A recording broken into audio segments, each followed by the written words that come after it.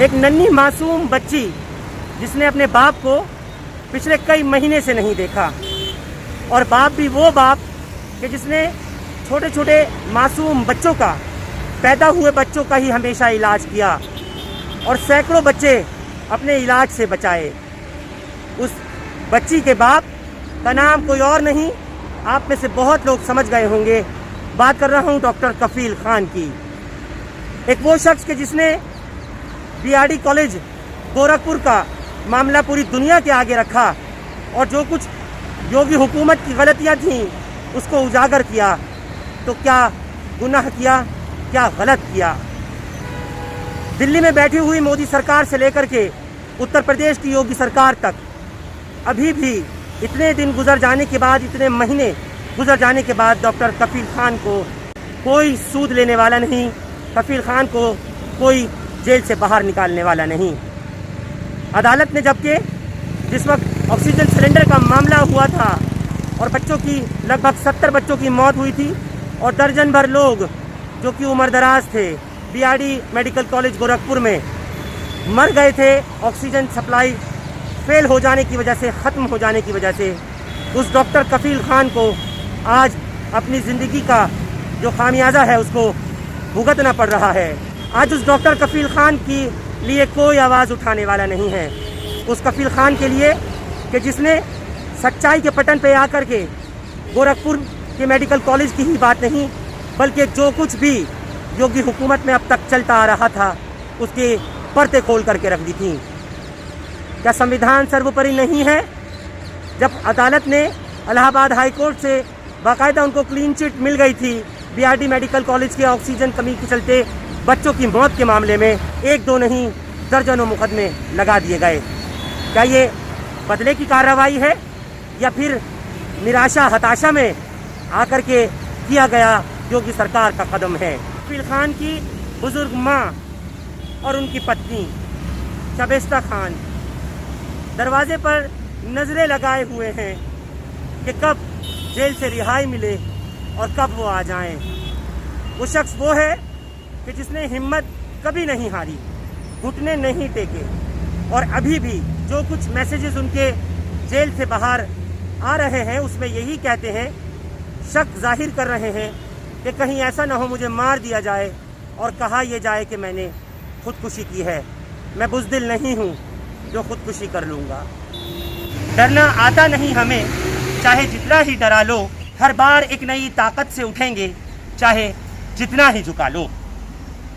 ये वो अल्फाज हैं जो आज भी मेरे कान में गूंजते हैं, जो डॉक्टर कफील खान ने इसी प्रेस क्लब ऑफ इंडिया में 28 सितंबर 2019 को मुझे हिंदुस्तान लाइव पर दिए अपने लाइव इंटरव्यू में कहा था। और उस वक्त में डॉक्टर कफील खान को माननीय इलाहाबाद हाई कोर्ट ने बाकायदा क्लीन चिट दे करके बीआरडी मेडिकल कॉलेज का जो गोरखपुर का मामला था, बच्चों की मौत से जुड़ा हुआ, सरकार की नाकामी से, योगी हुकूमत की नाकामी की वजह से जो cylinder oxygen cylinder supply fail हुई थी, उसको लेते हुए बाकायदा अदालत ने, इलाहाबाद हाई कोर्ट ने डॉक्टर कफील खान को जमानत नहीं दी बल्कि एक्विटल किया था, उनको बाइज्जत बरी किया था। आप सोचिए कि ये योगी हुकूमत के मुंह पे कितना करारा तमाचा होगा कि जो सरकार उनको उस वक्त फंसाना चाह रही थी वो कम से कम ऑक्सीजन के मामले में नहीं फंसा सकी थी। 28 सितंबर 2019 का लगभग 10 महीने पहले का एक पूरा वो इंटरव्यू देखिए जो कफील खान ने मुझे उस वक्त दिया था और बाकायदा शक और शुबा जाहिर किया था कि योगी जी उन्हें ऐसे ही छोड़ने वाले नहीं हैं। उनको शक था कि ज़रूर मेरे साथ आगे चल के कुछ ना कुछ होगा। और डॉक्टर कफील खान ने साफ तौर पर यह भी कहा था कि लड़ाई अभी जारी रहेगी, लड़ाई ख़त्म नहीं हुई है, जिसके लिए आपके साथ की बहुत ज़रूरत है, आपके सपोर्ट की बहुत ज़रूरत है। आगे बढ़ने से पहले मैं चाहूँगा कि एक बार वो इंटरव्यू जो यही प्रेस क्लब ऑफ इंडिया में लाइव प्रोग्राम में हमारे डॉक्टर कफील खान ने लास्ट ईयर सितंबर 2019 को दिया था, एक बार गौर से उस इंटरव्यू को आप सब ज़रूर सुने। और काश कि अगर उन मासूम बच्चों को ऑक्सीजन मिल चुकी होती तो आज वो दुनिया में ज़िंदा होते, कुछ माँ बाप के साथ होते तो कुछ स्कूलों में पढ़ाई भी शायद करने चले जाते। उन मासूमों की मौत का जिम्मेदार योगी हुकूमत के वो तमाम लोग और ख़ुद योगी आदित्यनाथ, जिनके रहते हुए ऑक्सीजन नहीं पहुंच सकी और वो बच्चे एक एक करके दम तोड़ते चले गए।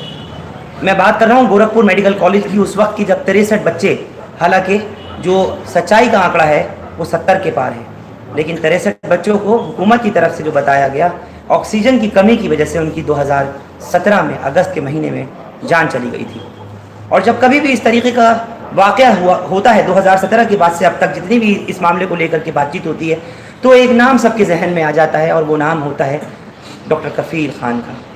मैं उन डॉक्टर कफ़ील ख़ान की बात कर रहा हूँ जिनको कल ये क्लीन चिट मिली, जिन्होंने उन छोटे छोटे मासूम बच्चों को बचाने के लिए हर मुमकिन कोशिश की, और शायद आज वाकई इस हुकूमत की अगर लापरवाही और नज़रअंदाजी नहीं होती तो वो बच्चे ज़िंदा होते। उन बच्चों की कहानी डॉक्टर कफ़ील की ज़ुबानी आप तमाम लोगों से इस वक्त हिंदुस्तान लाइव पर, तो आपको मुबारकबाद उस बात की कि आपको क्लीन चिट दिया गया। ऐसे कौन से आरोप थे, क्या गुनाह था कि आपको फंसाया गया, लेकिन कानून पर आपको अभी एतमाद था, हमको भी भरोसा है कि आप बाहर निकले। आरोप तो बहुत से लगे, कहा गया सिलेंडर चोर है, मर्डर है, कातिल है, 70 बच्चों का हत्यारा है, तो आरोप तो बहुत से लगे और आरोप जितने लगा सकते थे उन्होंने लगाए, पर अल्लाह पे भरोसा था, उम्मीद थी और जुडिशरी पे भरोसा था। और खुशी है कि मुझे पता है कि योगी जी मुझे इतने आसानी से छोड़ने वाले नहीं हैं और ना ही मेरी नौकरी मुझे देंगे इतनी आसानी से, पर मुझे जुडिशरी पे भरोसा है और मैं हिमांशु कुमार का शुक्रगुजार हूँ क्योंकि उन्होंने निष्पक्ष होकर एक अच्छी जांच दी। मुझे खुद भरोसा नहीं था कि ये योगी गवर्नमेंट की रिपोर्ट में ये जांच आ जाएगी। डॉक्टर कफ़ील, मैं ये पूछना चाहता हूँ, क्या सच बोलना इतना गुनाह हो गया? कहाँ वो फॉल्ट था, कहाँ आपकी गलती थी, और वो पूरा एपिसोड क्या था, लोग जानना चाहते हैं। गोरखपुर मेडिकल कॉलेज का 10 अगस्त की रात है जब हम 10 तारीख को मैं छुट्टी पे था और मैसेज आता है एक रात में व्हाट्सएप पे कि बहुत से बच्चे मर रहे हैं, लिक्विड ऑक्सीजन ख़त्म हो गया है, जो जम्बो सिलेंडर रखा गया था वो भी एग्जॉस्ट हो चुका है। मैंने वही किया जो एक नॉर्मल इंसान, एक डॉक्टर के करता है, जिसके भी जिसमें दिल होगा और वो दिल धड़कता होगा, वो किसी भी छोटे हुए बच्चों को मरते हुए देख नहीं सकता। और मैंने हर जितना कर सकता था, ह्यूमनली पॉसिबल था, उतना मैंने किया, कोशिश की कि बच्चों को बचाया जा सके। फिर भी 400 में से 70 बच्चों को हम बचा नहीं पाए। माएँ पैर पकड़ पकड़ के रो रही थी कि हमारे बच्चे को बचा लो, लेकिन हम लोग हेल्पलेस थे, चाह के भी हम उनको बचा नहीं पा रहे। अब वो बच्चे किसी भी कौम के थे, किसी भी जाति के, सबसे ऊपर उठ करके आपने इंसानियत के नाते उन बच्चों को बचाने के लिए आपने हर मुमकिन कोशिश की, लेकिन उनको ऑक्सीजन नहीं मिल पाई। ऑक्सीजन उन तक नहीं मिल पाई, इसका कौन जिम्मेदार है? आखिर क्यों उन बच्चों तक ऑक्सीजन उस गोरखपुर मेडिकल कॉलेज में उस 10 अगस्त 2017 की वक्त नहीं पहुंच पाई? जिम्मेदार वही लोग हैं जिन्होंने पुष्पा सेल जो सप्लायर था उसके 14 रिमाइंडर का, मतलब वो अप्रैल से लिख रहा था कि मेरा 20 लाख हो गया है मुझे दे दो, मेरा 40 लाख हो गया है दे दो, मेरा 60 लाख हो गया है दे दो। उन लोगों ने 10% के कमीशन के चक्कर में 10% के कमीशन के चक्कर में वो पेमेंट नहीं किया, तो जिम्मेदार वो सारे लोग हैं। उनको बचाने के लिए एक बलि का बकरे की खोज थी योगी जी को, योगी सरकार को, और डॉक्टर कफ़ील के नाम पे एक बलि का बकरा उनको मिल गया। मैं आपसे जानना चाहूँगा, उस वक्त वो बच्चे जो कि उस पेडियाट्रिक वार्ड में थे, कैजुअलिटी में थे, कहाँ थे? और बच्चों की डॉक्टर कफ़ील सिचुएशन कैसे बिगड़ी इतनी ज़्यादा एकदम? एक बात बता दूं, लोगों को आज तक ये भी एक बहुत बड़ी बात है जो छिपी हुई है, जो क्लियर करना चाहते हैं। कलर जो है जी, जब बीआरडी मेडिकल कॉलेज की सेंट्रल सप्लाई कटी तो ऐसा नहीं था कि सिर्फ पीडियाट्रिक वार्ड की कटी थी। जब किसी का खून काट दो तो हाथ पैर सब कुछ बेकार हो जाता है। तो मौतें जो हैं वो मेडिसिन वार्ड में भी, यानी बड़े लोगों की भी हुई थी। मौतें जो हैं गायनी वार्ड में, यानी बहुत सी ऐसी माएँ मर गई थी जिनके पेट में बच्चे थे। मौतें जो हैं वहाँ ट्रॉमा सेंटर में भी हुई होंगी, पर ये सारी बातें छिपा ली गई। क्यों? सिर्फ और सिर्फ इंकेफेलाइटिस वार्ड पे ध्यान रखा गया और सिर्फ डॉक्टर कफ़ील की बात की गई। हाँ, मैं ये मानता हूँ कि मैंने जो सिलेंडर्स अरेंज किए थे वो अपने वार्ड के लिए किए थे, अपने बच्चों के लिए वहाँ पे जो एडमिट थे वो किए थे। पर मुझे पता है कि पूरे हॉस्पिटल में उस रात दर्दनाक मौतें हुई थी और उसके जिम्मेदार जो हैं वो योगी सरकार के हुक्मरान जो दिल्ली लखनऊ में बैठे हुए लोग हैं। डॉक्टर कफील, पूरे अस्पताल में ऑक्सीजन की सप्लाई अचानक खत्म हो गई और ऑक्सीजन सिलेंडर्स नहीं, आपने कहा लिक्विड ऑक्सीजन सिलेंडर्स वगैरह भी वहाँ पे नहीं, टैंक खाली हो गया अचानक से। ये सब कोई मैकेनिज्म क्या पहले से सेट नहीं था कि ऑक्सीजन की अवेलेबिलिटी रहती? और आपको क्यों जिम्मेदार बना दिया, मैं ये जानना चाहूँगा कि आप इतने बड़े गुनाहगार हो गए। पूरी मुझे एक बार देखिए, मैं आपको वही टेक्निकलिटी सुना रहा था जी। कायदे से तो जब 4000 यूनिट से नीचे जाना चाहिए तभी जो सेंट्रल पाइपलाइन ऑपरेटर्स हैं उनको बता देना चाहिए था, इन्फॉर्म कर देना चाहिए था, पर वो इन्फॉर्म नहीं किया। और एक डॉक्टर का काम नहीं होता है सिलेंडर लाना, एक डॉक्टर का काम होता है बच्चों को ट्रीट करना। मेरा काम था बच्चों का इलाज करना। उस रात बच्चों को मरता हुआ देख के मैंने सिलेंडर्स लाए थे। तो एक कोई भी वो एक आप कहाँ से लाए थे सर सिलेंडर्स? हम लोगों ने सबसे पहले लोकल हॉस्पिटल जो आसपास के थे वहाँ से अरेंज किए। फिर जब वो नहीं एनफ हुए तो हम लोग सीमा सुरक्षा बल के पास गए, उनसे ट्रक मांगा और उन्होंने सोल्जर्स भी दिए, सिलेंडर्स दिए। वो भी एनफ नहीं हुआ तो हमने जो है जो Modi gas, imperial gas limited, जो लोकल गैस वेंडर्स थे उनसे मदद मांगी। हम लोग जो है छोटा पिकअप लिए, फिर बड़ा पिकअप लिए, फिर ट्रक से लेके आए। पूरे हॉस्पिटल के कोने कोने जाके जितने भी गैस सिलेंडर खाली पड़े थे उनको लेके ऑक्सीजन सिलेंडर को भरवा के वापस लेके आए। पर अफसोस यही होता था कि हम जब सिलेंडर्स वापस लेके आते थे तो ख़त्म हो जाते थे, तो फिर लाने में जितना टाइम लग जाता था उनमें मौतों को कोई रोक नहीं पा रहा। डॉक्टर कफील, आपके ऊपर जो इल्ज़ाम तमाम लगाए गए और क्या ऐसा गुनाह था आपका, मैं फिर आपसे पूछूंगा, जो कि आपसे ये कहा गया कि सारी ही जिम्मेदारी आपके ऊपर डाल दी गई, क्या वजह थी जो इतना बड़ा कसूरवार माना? आपको कहाँ से राहत मिली है? कौन है डॉक्टर कफील? और तू है डॉक्टर कफील, और तू सिलेंडर लेके आया था और तू सोचता है तू सिलेंडर ला के तू हीरो बन जाएगा। देखता हूँ तुझे। ये 4 शब्दों ने ज़िंदगी चेंज कर दी। 13 अगस्त की बात है, 2 दिन तक जो है लोग जो है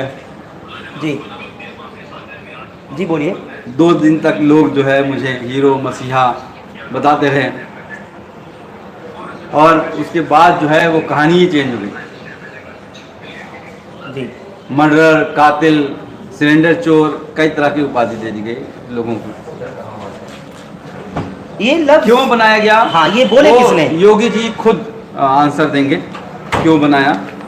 बस इतना कहना चाहूँगा कि शायद वो नहीं चाहते थे कि वो 70 बच्चे जो मरे हैं उनकी खबर दुनिया के सामने आए। शायद वो नहीं चाहते थे कि जो गुनाहगार हैं वो असली पकड़े जाएं। गरीब के बच्चे थे, मर जाने दो, वो तो कीड़े मकोड़े होते हैं, क्या फ़र्क पड़ता है। शायद इसीलिए किसी को फिक्र नहीं हुई। अब आपको कोर्ट ने क्लीन चिट दिया, या इलाहाबाद हाई कोर्ट ने 25 अप्रैल को ही कह दिया कि डॉक्टर कफील के खिलाफ कोई मेडिकल नेग्लिजेंस का सबूत नहीं बनता है। डॉक्टर कफील के ऊपर कोई चार्जेस करप्शन के नहीं बढ़ते हैं, कोई घूस नहीं खाई, और डॉक्टर कफील के लिए ऑक्सीजन के tender, procurement, maintenance, supply, order से कोई मतलब ही नहीं था। आपने तमाम सबूत अदालत के आगे रखे डॉक्टर कफील, और मैं आपकी हिम्मत को दाद दूंगा कि, और आप तमाम लोगों को जो लोग अभी जुड़ रहे हैं मेरे साथ, आप लोगों को भी बताना चाहूँगा, डॉक्टर कफील उसी गोरखपुर मेडिकल कॉलेज में उस वक्त में मौजूद थे जब वहाँ पहुँचे और आकर के देखा जब बच्चे बिलख रहे थे, तड़प रहे थे और तड़प तड़प के यहाँ तक कि इस दुनिया को छोड़ रहे थे। उस वक्त डॉक्टर कफील ने आसपास के अस्पतालों से अरेंज किए सिलेंडर्स और उन बच्चों तक पहुँचाए।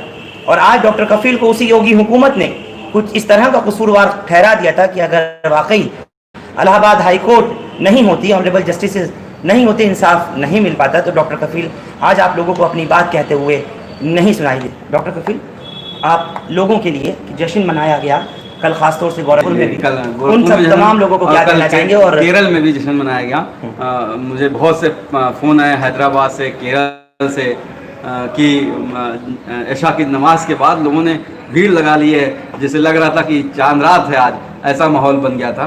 तो मैं बहुत खुश हूँ। और मैं ये सारी लड़ाई, मैं आपको बता दूं कि आप सबकी कल उखला था और मुझे लोगों ने के लोग गले मिल जा रहे थे, मैं उखला में टहल रहा था। तो ये सारी लड़ाई आप लोगों की दुआओं से, आप लोगों के सपोर्ट से लड़ पा रहा हूँ, वरना वरना कभी कभी तो इतनी लंबी जंग है कि टूट जाता।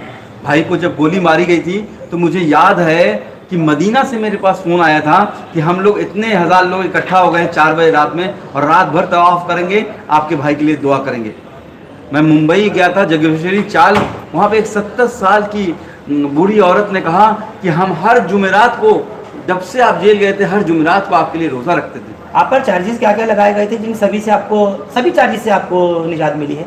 नहीं, वो अभी आपने सुना होगा, योगी गवर्नमेंट की जो है कल मुझे जब ये पेपर मीडिया वालों ने इतना हाइप कर दिया तो एक उन्होंने प्रेस कॉन्फ्रेंस करके ये कहा है कि नहीं 2013 में ये प्राइवेट प्रैक्टिस करता था। मामला 2017 का है। 2013 की तो उस अस्पताल के अंदर इस तरह की कोई बातें नहीं थी। मामला 2017 का है, 2013 की कहा कि मैंने 8 अगस्त 2016 को ज्वाइन किया है। 2013 में मैं क्या करता था उनसे क्या मतलब है, जब मैं उनका एम्प्लॉई नहीं था। मासूम बच्चे तो 2017 में गए हैं, 2017 में मरे हैं। ये सब बात, देखिए मैंने कहा ना, ये बात सिर्फ करके ये कंफ्यूजन पैदा करना चाहते हैं जो वो भक्त होंगे ना। अरे देखो एक पॉइंट मिल गया, इस पे लिखते रहो, बात करते रहो, उनको खुश करने के लिए ये सारा किया जाता है। उस वक्त भी मुझे याद है कि योगी जी की जो 13 अगस्त की मीटिंग से पहले ही सोशल मीडिया पे कुछ बातें लिखी जाने लगी थी और जो मेन मीडिया था उसने इसी सोशल मीडिया से उठा के ले लिया। मुझे याद है वो अर्णव गोस्वामी का 9 बजे का प्राइम टाइम का टाइम्स नाउ पे 70 बच्चों का हत्यारा वाइस प्रिंसिपल डॉक्टर कफील। मैंने आरटीआई डाला कि भाई वाइस प्रिंसिपल कौन था, तो उन्होंने कहा वाइस प्रिंसिपल कोई पोस्ट नहीं है। किसी ने मुझे हेड ऑफ द डिपार्टमेंट बना दिया, किसी ने मुझे प्रिंसिपल बना दिया। तो यानी इस मेन स्ट्रीम मीडिया को यही नहीं पता था डॉक्टर कफील की पोस्ट क्या है। शर्म आनी चाहिए ऐसी गोदी मीडिया को भी जो इस तरीके के इल्जाम दे रहे हैं डॉक्टर कफील को। आपकी तरफ से लोगों के लिए आखिरी थैंक्स वर्ड्स। बस इतना कहूँगा कि लड़ाई अभी ख़त्म नहीं हुई है। जी, लड़ाई अभी ख़त्म नहीं हुई है, संघर्ष जारी रहेगा और आप लोगों का सपोर्ट बहुत चाहिए। और अभी पर इतना अश्योर कर देता हूँ कि डरूंगा नहीं। कहते हैं ना कि वो जेल में एक बात सिखाई थी कि डरना आता नहीं हमें, चाहे जितना भी डरा लो, हर बार एक नई ताकत से उठेंगे, चाहे जितना भी झुका लो। शुक्रिया, बहुत बहुत शुक्रिया। तो ये थे डॉक्टर कफील। तो आप लोगों ने सुना किस तरह डॉक्टर कफील खान ने आने वाले वक्त के लिए, यानी पिछले साल सितंबर में ही कह दिया था कि मेरे साथ यकीनी तौर पर कुछ गलत हो सकता है। और जो लफ्ज़ उन्होंने कहे हैं इंटरव्यू में, एक बार दोहराना चाहता हूँ। उन्होंने कहा कि मुझे पता है कि योगी जी मुझे इतनी आसानी से छोड़ने वाले नहीं हैं, और आगे कहा और ना ही मुझे नौकरी देंगे। यानी साफ तौर पे आपने समझ ही लिया होगा। हालांकि उन्होंने एक बात बहुत क्लियर बताई जो आप सब समझ गए होंगे कि सिर्फ 10% की कमीशन के चक्कर में बीआरडी मेडिकल कॉलेज गोरखपुर में जो पुष्पा सेल्स की तरफ से ऑक्सीजन सप्लाई किया जाता था जिस कंपनी की तरफ से, लेकिन वो 10% कमीशन वाले लोग, योगी सरकार में बैठे हुए लोग इस बात के ऊपर अड़े रहे और उनकी हठधर्मी की वजह से नहीं ऑक्सीजन सप्लाई हो सकी।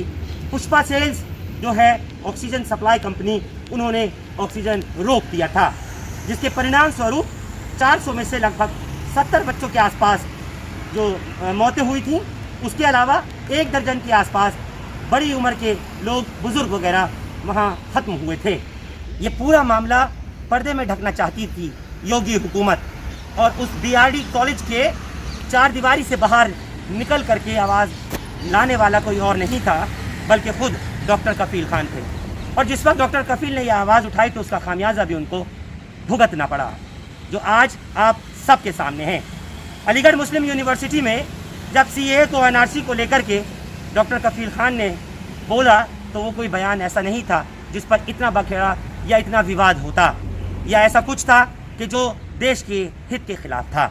ऐसा कोई लफ्ज़ का इस्तेमाल कफील खान ने नहीं किया।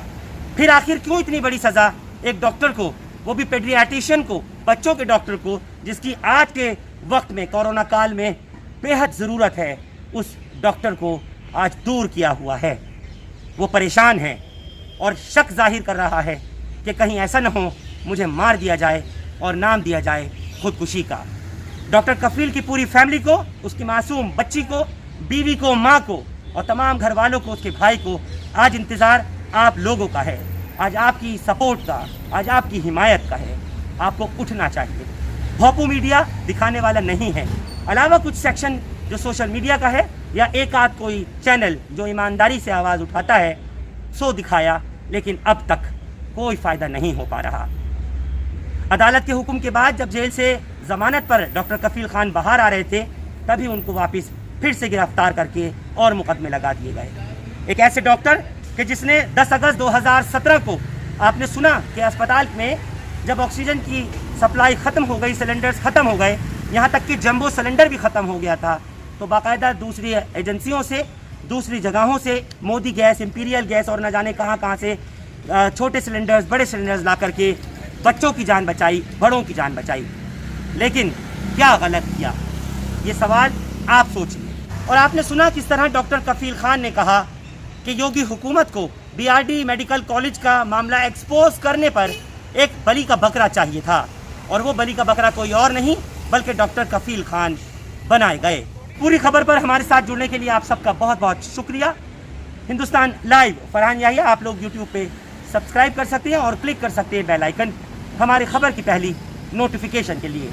फेसबुक पर हमारा page Hindustan live Farhan Yahiya follow और लाइक कर सकते हैं। कैमरामैन राशिद खान के साथ फरहान याहिया, हिंदुस्तान लाइव, दिल्ली।